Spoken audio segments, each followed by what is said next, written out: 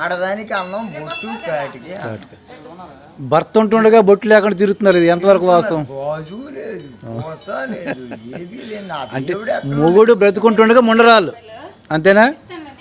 ఆయన ఒక్క మాట చెప్పాడు, ఒక్కడే దేవుడు ఒక్కడే సూర్యుడు, సూర్యు లేకుండా పుట్టినాడు, ఒక్కడే ఆ దేవదేవుడు, రాముడే దేవుడని కొలిసింది మీరు.